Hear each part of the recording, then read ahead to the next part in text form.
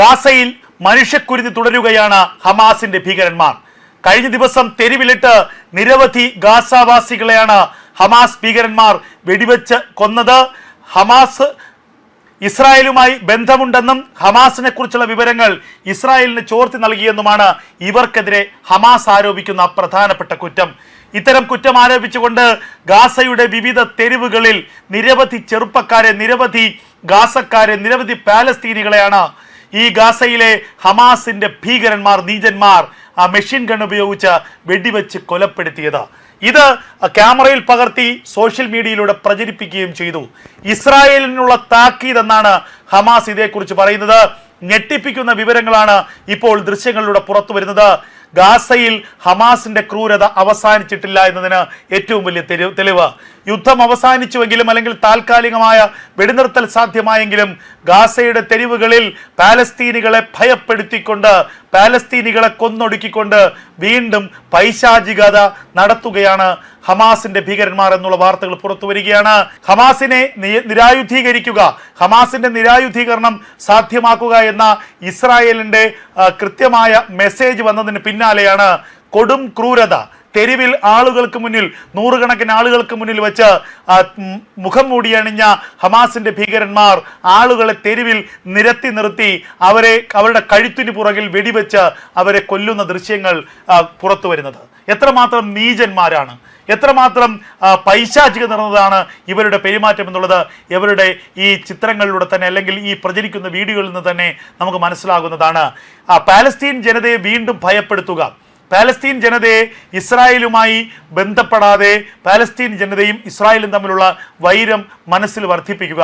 അങ്ങനെ ഒരിക്കലും ഇസ്രായേലിന് തങ്ങളെക്കുറിച്ചുള്ള അറിവുകൾ, സന്ദേശങ്ങൾ ഒറ്റുകൊടുക്കാനുള്ള തോന്നൽ പാലസ്തീനുകൾക്കിടയിൽ ഉണ്ടാകരുതെന്നാണ് ഇവർ ലക്ഷ്യപ്പെടുന്നത്. എന്തായാലും ഇസ്രായേലുമായി ചേർന്ന് ഹമാസിനെതിരെ പ്രവർത്തിച്ചു എന്നുള്ള ആരോപണം ഉന്നയിച്ചുകൊണ്ടാണ് നിരവധി ചെറുപ്പക്കാർ, ഏകദേശം 30-ലധികം പേരെയാണ് കഴിഞ്ഞ ദിവസം രാത്രിയോടുകൂടി ഹമാസ് ഭീകരന്മാർ കൊലപ്പെടുത്തിയത് എന്നുള്ള വാർത്തകൾ പുറത്തു വരികയാണ്.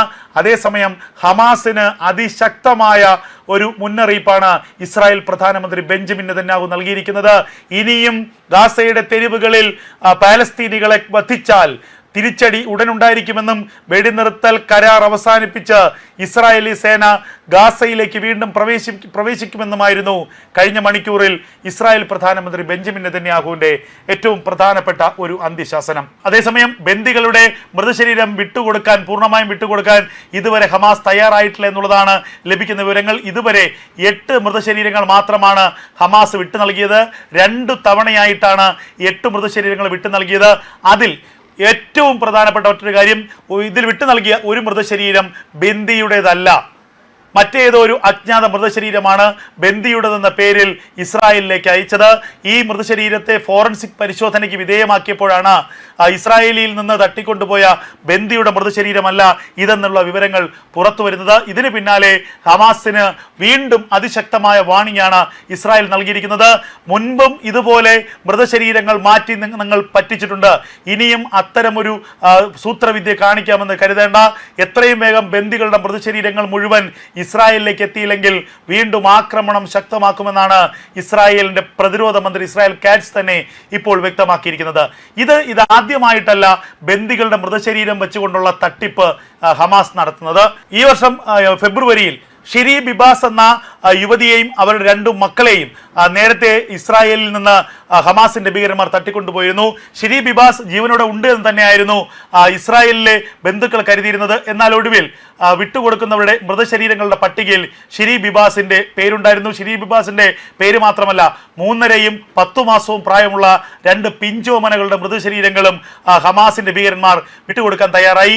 എന്നാൽ വിട്ടുകൊടുത്തപ്പോൾ ഷിരി ബിബാസിന്റെ മൃതശരീരമായിരുന്നില്ല വിട്ടുകൊടുത്തത്, മറിച്ച് മറ്റൊരു അജ്ഞാത മൃതശരീരമായിരുന്നു ഷിരി ബിബാസിന്റേതെന്ന പേരിൽ ഹമാസിന്റെ ഭീകരന്മാർ വിട്ടുകൊടുത്തത്.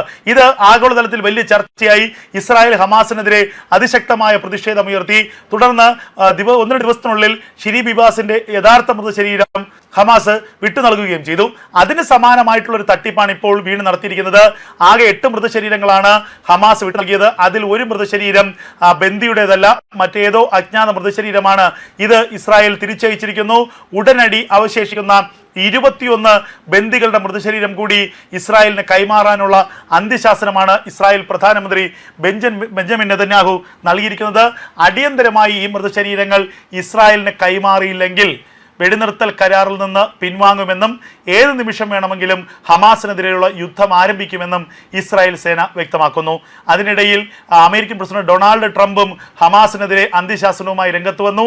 അതേസമയം ബന്ദികളുടെ മൃതശരീരം പൂർണ്ണമായും വിട്ടുകൊടുക്കാൻ ഇതുവരെ ഹമാസ് തയ്യാറായിട്ടില്ല എന്നുള്ളതാണ് ലഭിക്കുന്ന വിവരങ്ങൾ. ഇതുവരെ 8 മൃതശരീരങ്ങൾ മാത്രമാണ് ഹമാസ് വിട്ടു നൽകിയത്. 2 തവണയായിട്ടാണ് 8 മൃതശരീരങ്ങൾ വിട്ടു നൽകിയത്. അതിൽ ഏറ്റവും പ്രധാനപ്പെട്ട മറ്റൊരു കാര്യം, ഇതിൽ വിട്ടു നൽകിയ ഒരു മൃതശരീരം ബന്ദിയുടേതല്ല, മറ്റേതോ ഒരു അജ്ഞാത മൃതശരീരമാണ് ബന്ദിയുടേതെന്ന പേരിൽ ഇസ്രായേലിലേക്ക് അയച്ചത്. ഈ മൃതശരീരത്തെ ഫോറൻസിക് പരിശോധനയ്ക്ക് വിധേയമാക്കിയപ്പോഴാണ് ഇസ്രായേലിൽ നിന്ന് തട്ടിക്കൊണ്ടുപോയ ബന്ദിയുടെ മൃതശരീരമല്ല ഇതെന്നുള്ള വിവരങ്ങൾ പുറത്തു വരുന്നത്. ഇതിന് പിന്നാലെ ഹമാസിന് വീണ്ടും അതിശക്തമായ വാണിംഗ് ആണ് ഇസ്രായേൽ നൽകിയിരിക്കുന്നത്. മുൻപും ഇതുപോലെ മൃതശരീരങ്ങൾ മാറ്റി നിങ്ങൾ പറ്റിച്ചിട്ടുണ്ട്, ഇനിയും അത്തരമൊരു സൂത്രവിദ്യ കാണിക്കാമെന്ന് കരുതേണ്ട. എത്രയും വേഗം ബന്ദികളുടെ മൃതശരീരങ്ങൾ മുഴുവൻ ഇസ്രായേലിലേക്ക് എത്തിയില്ലെങ്കിൽ വീണ്ടും ആക്രമണം ശക്തമാക്കുമെന്നാണ് ഇസ്രായേലിന്റെ പ്രതിരോധ മന്ത്രി ഇസ്രായേൽ കാറ്റ്സ് തന്നെ ഇപ്പോൾ വ്യക്തമാക്കിയിരിക്കുന്നത്. ഇത് ആദ്യമായിട്ടല്ല ബന്ദികളുടെ മൃതശരീരം വെച്ചുകൊണ്ടുള്ള തട്ടിപ്പ് ഹമാസ് നടത്തുന്നത്. ഒത്തുതീർപ്പ് ചർച്ചകളുടെ അടിസ്ഥാനത്തിൽ എത്രയും വേഗം ബന്ദികളുടെ മൃതശരീരങ്ങൾ വിട്ടുകൊടുക്കാനാണ് ഡൊണാൾഡ് ട്രംപ് ഇപ്പോൾ ഹമാസിനോട് ആവശ്യപ്പെട്ടിരിക്കുന്നത്. ഗാസയിൽ ഇപ്പോൾ ഹമാസ് നടത്തുന്ന മനുഷ്യക്കുരുതി അവസാനിപ്പിക്കണമെന്നും അല്ലാത്ത പക്ഷം അമേരിക്ക തന്നെ നേരിട്ട് ഹമാസിനെതിരെ യുദ്ധരംഗത്തേക്ക് ഇറങ്ങുമെന്നുമുള്ള ഒരു സൂചനയാണ് ഇപ്പോൾ അമേരിക്കൻ പ്രസിഡന്റ് ഡൊണാൾഡ് ട്രംപ് തന്നെ നൽകിയിട്ടുള്ളത്. ഗാസയിൽ വെടിനിർത്തൽ കരാർ പ്രാബല്യത്തിൽ വന്ന ശേഷവും ആ കരാറിനെ നഗ്നമായി ലംഘിക്കുകയാണ് ഹമാസിന്റെ ഭീകരന്മാർ എന്നുള്ള വാർത്തകൾ പുറത്തു വരുന്നു. 20 ബന്ദികളെ നേരത്തെ കരാറിന്റെ അടിസ്ഥാനത്തിൽ ഹമാസ് മോചിപ്പിച്ചിരുന്നു. 7 പേരെ ആദ്യഘട്ടത്തിലും 13 പേരെ രണ്ടാം ഘട്ടത്തിലും മോചിപ്പിച്ചു. മോചിപ്പിച്ചവരെല്ലാം സുരക്ഷിതരായി തന്നെ ഇപ്പോൾ ഇസ്രായേലിന്റെ വിവിധ പ്രദേശങ്ങളിലുണ്ട്. ഇവർക്ക് ആധുനികമായ ചികിത്സാ സൗകര്യങ്ങളും അതുപോലെ തന്നെ ഇവർക്ക് മെഡിക്കൽ സഹായങ്ങളുമാണ് ഇപ്പോൾ നൽകുന്നത്.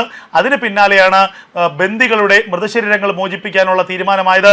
എന്നാൽ അതിൽ ഉരുണ്ട് കളിക്കുകയാണ് ഹമാസിന്റെ ഭീകരന്മാർ ഇപ്പോഴും.